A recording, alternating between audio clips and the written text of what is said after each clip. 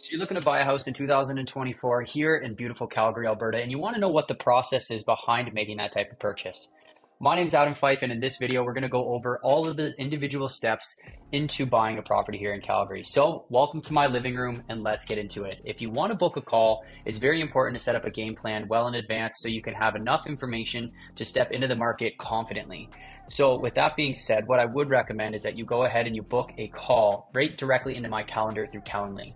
So if you are looking to make a move in 2024, it's very important to set up a game plan well in advance so you can have all of the steps kind of in place before you go and make any big decisions, because buying a property is not a small purchase, and I want to make sure that you're well educated in this process. So we're going to go through my 2024 buyer's guide. It's very similar to last year with some minor tweaks, but this will give you a general understanding of what the process is like to purchase a home here in Calgary. So what I want you to do is you don't have to watch this entire video. It's probably going to be about 15 to 20 minutes long. So go ahead and skip along the chapters along the bottom timeline and jump to the sections that are most important to you. So your success starts with a plan. 2024 buyer's guide. This buyer's guide is free to download. You don't need to give any sort of information. I'm going to put a Google Drive link in the description. You can go ahead and you can download the PDF for your own reading. So what we're going to do today is we're not going to read this whole thing verbatim. I'm just going to touch on some of the key points. I'm going to screen share. I'm going to jump into the MLS, the portal. I'm going to show you some of the things behind the scenes so that you have a very clear understanding of what you'll get into when you actually go ahead and make this decision. So there is 10 steps that I've come up with when it comes to buying a house. Getting a mortgage, finding a realtor, having a consultation, becoming an educated buyer, making offers, preparing for negotiations, finalizing the contracts, booking home inspections or some sort of condo document review, preparing for the possession day, as well as that closing day walkthrough. So we're going to go through all 10 of these steps, and I'm going to hopefully educate you to the point where you're actually a little bit more comfortable making this move. So just want to let you know this entire video is going to be one take. So I'm going to more or less use this as a conference call than it is a highly edited video. So what I want to do here is just give you some basics about what is expected when you're going to go for a mortgage. Now, getting a pre-approval or a pre-approval or pre-qualified for a mortgage is super important before you step or go into the rabbit hole of looking at the MLS.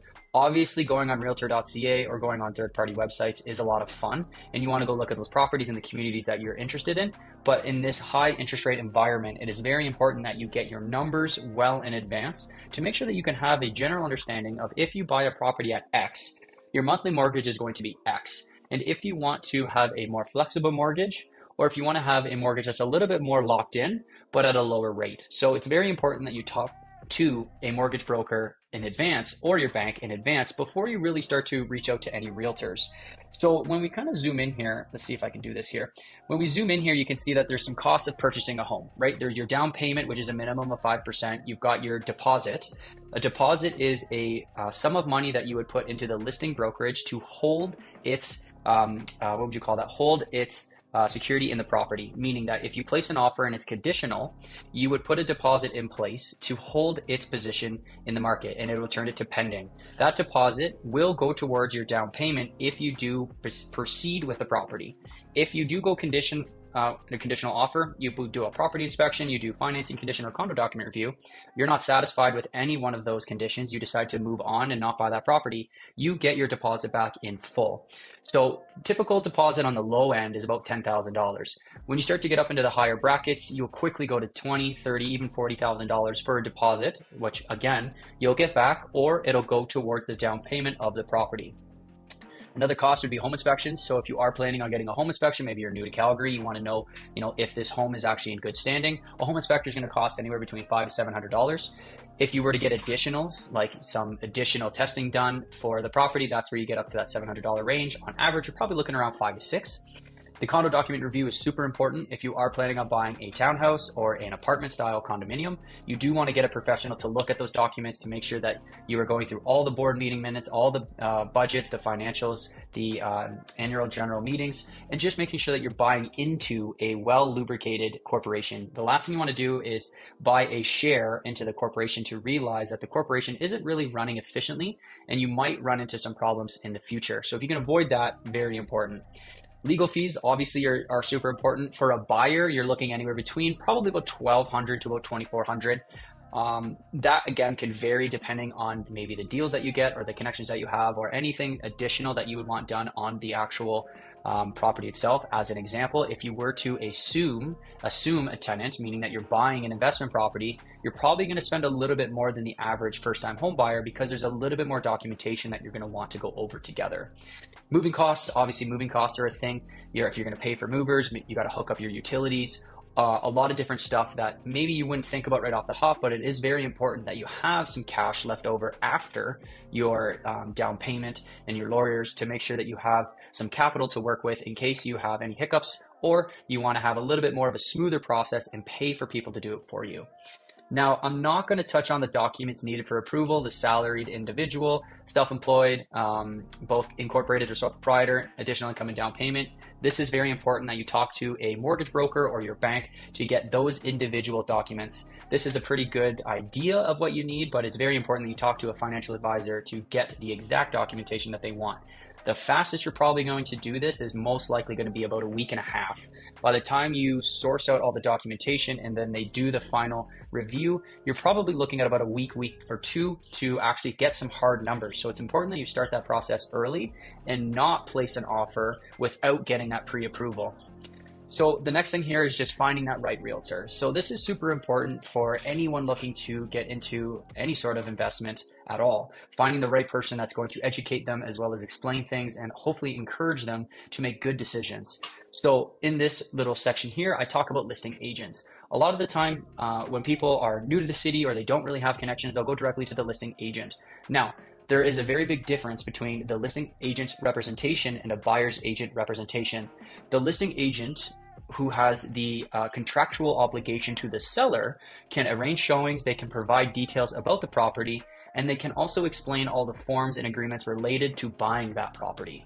And that's really about as far as that goes. They can help facilitate the transaction, but they're not always going to have your best interest at heart. So it's really important that you find a buyer's agent, where on this next slide here, move the mouse out of the way, to actually have your interest at heart, meaning that they are contractually obligated to you in your purchase. So when you start to go through all of the representation agreements, the buyer's exclusive representation agreement, the consumer relationship guide, it starts to really unravel the obligations that I have, the fiduciary duties I have as a realtor to make sure that I am removing myself from the situation and putting your best interests first. That is so vital. So if you want to know a little bit more about that, go ahead and read it here. So next, we're going to jump right into a buyer's consultation. So a buyer's consultation is realistically more or less an introduction between myself and you to have a conversation about what your expectations are, what your goals are, and where you're at on a personal level.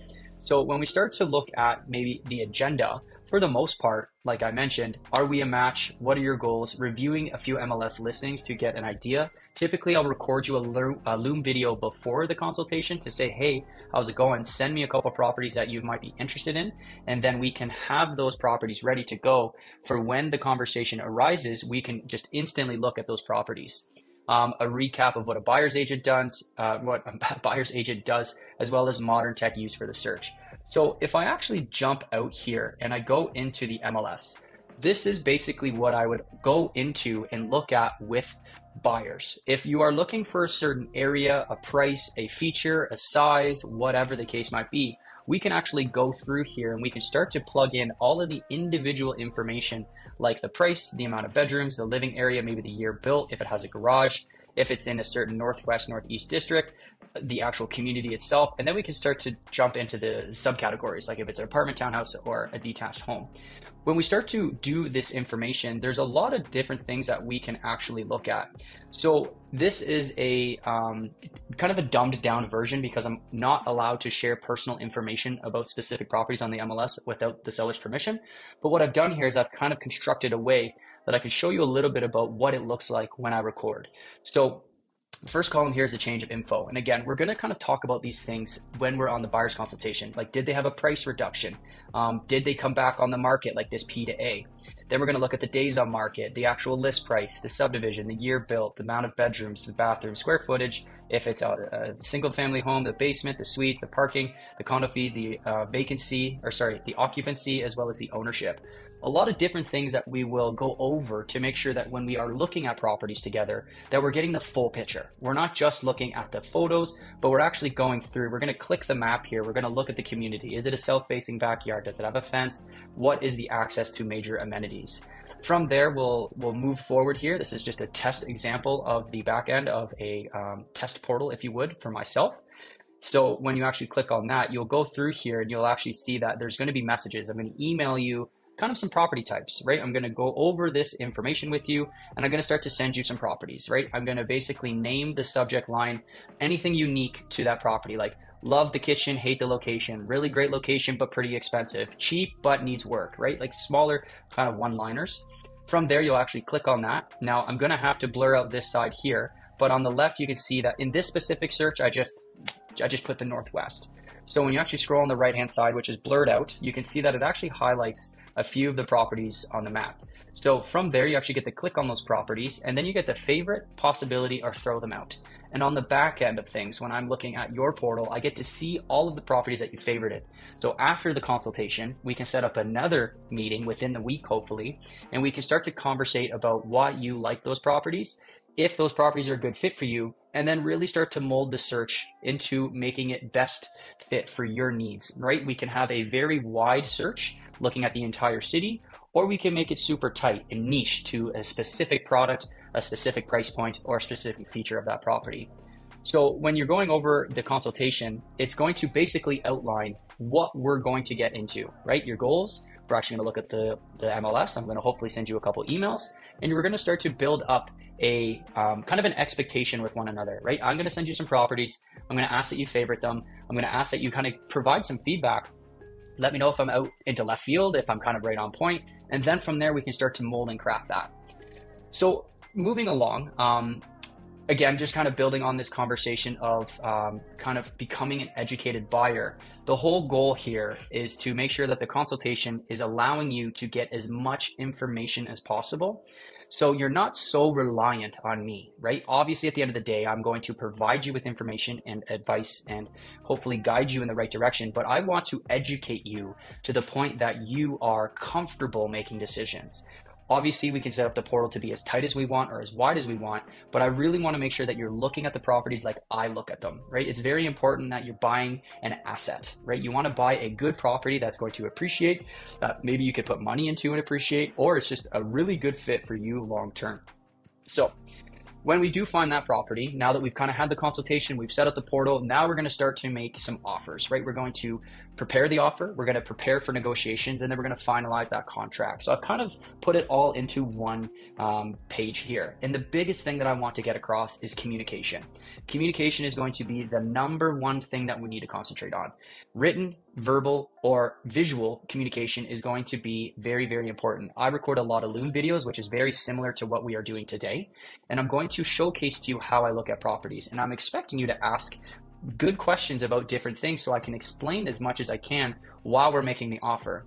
So when we do make an offer, we got to look at the sales in that community. We got to look at how fast things were selling for, how much they were selling for, and then really talk about what we want to put in that offer. Are we going to do a property inspection? Do we need to put a financing condition? How big is our deposit? You know, what's the possession day? There's a lot of different things that we can craft to make it a stronger offer or maybe just a regular offer. In this competitive market, it's very important that we're educating ourselves into how to place good offers right away. The last thing that I want is for my clients to get beat up and get bruised and battered and frustrated because they didn't have the education. Sometimes people will learn the hard way, and that's totally fine, right? I can only provide you with advice based off of my experience. I can never force you to do anything. If I give you advice to do something and you don't do that, that's fine. That's not going to change my day. You are going to learn how the process works on your own. I'm just going to share with you my experience in the market. I'm going to try to visually show you a lot of things that what's happened in this market, and then we're going to make a decision together of how we proceed. So when you place an offer, when we're preparing for the negotiation and we're finalizing the offer, the biggest thing, like I mentioned, is communication. So lots of phone calls, lots of Loom videos, and really making sure that we have a very clear understanding of what we're getting into. So placing an educated offer, again, kind of just went on a ramble there, but you can pause the video here and read that if you like.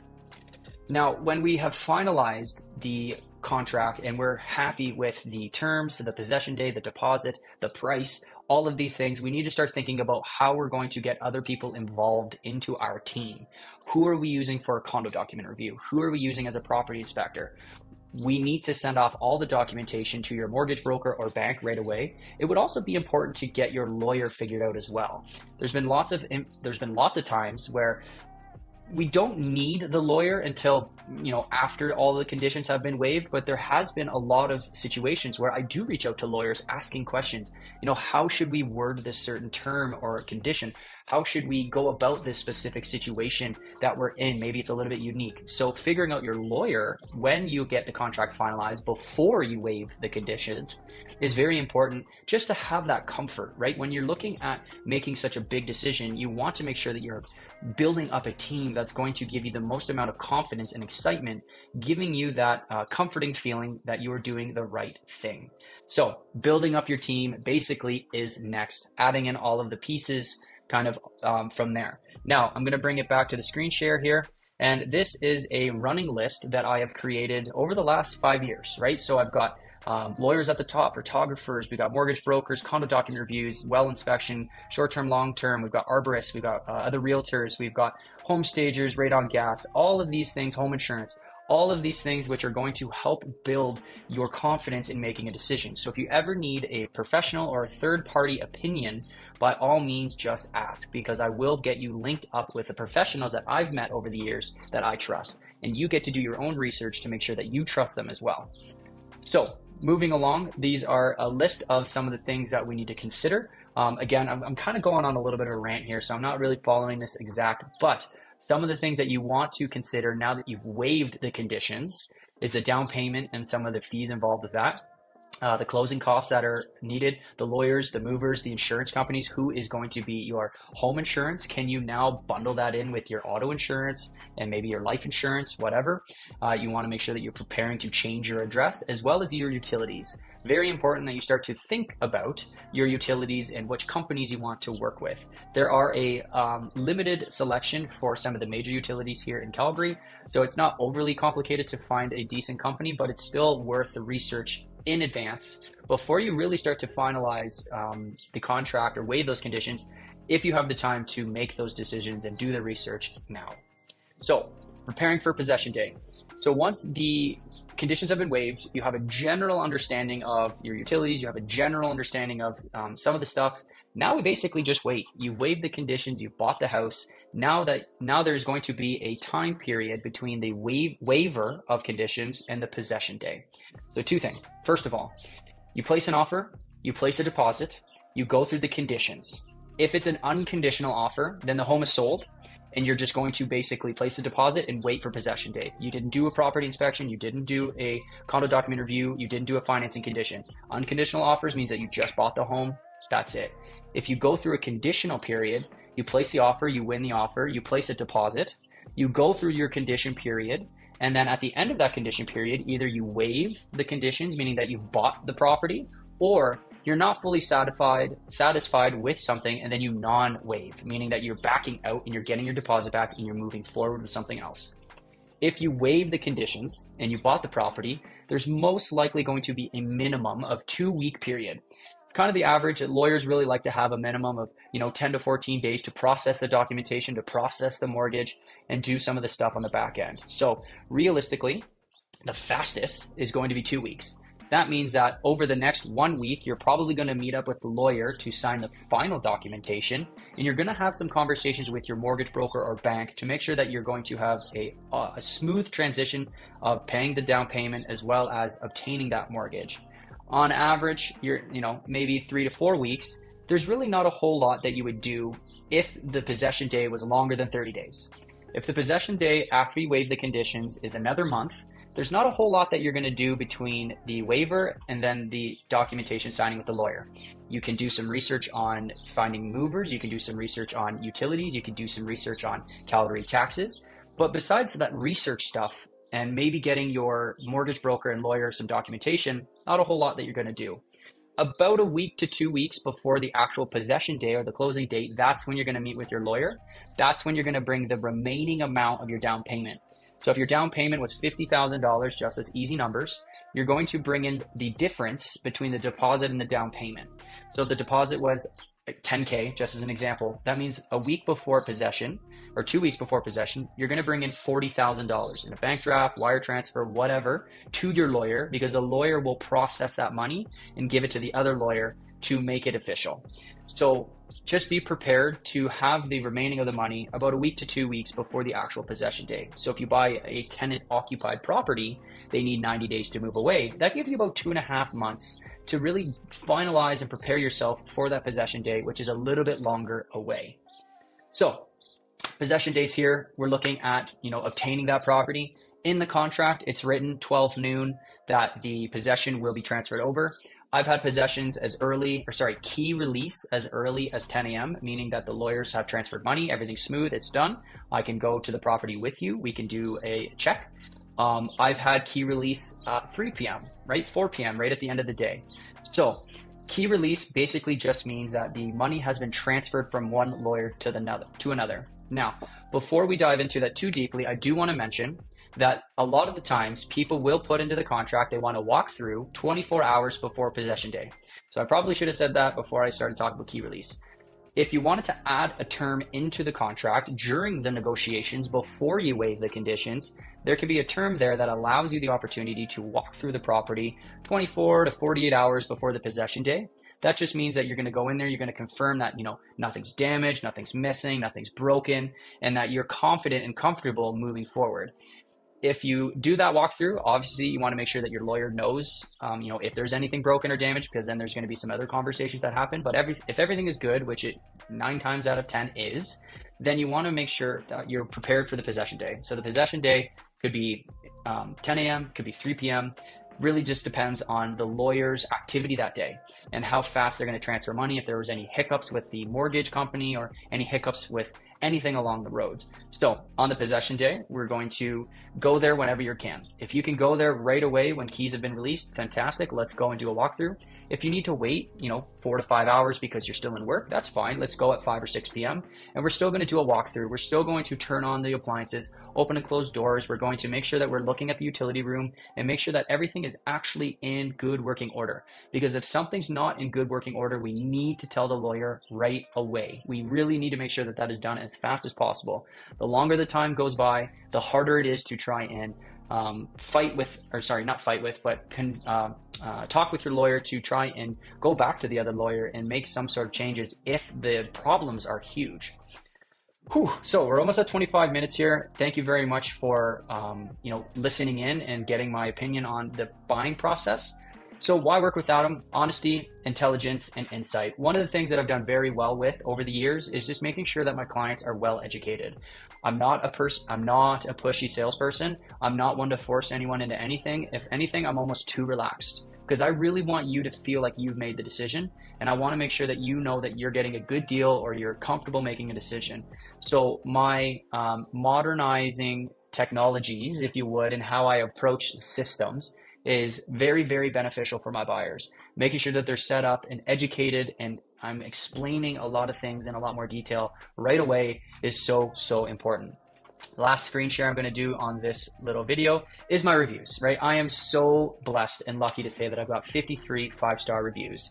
I've had a lot of past clients over the years, and a lot of them have expressed their gratitude towards my services. And I've been very blessed and lucky to share these experiences with my past clients. So I'm very honored and I'm very excited to work with all of the buyers that I can in the future and try to help people find that passion in Calgary. A lot of people are moving here. It's an amazing city to be in.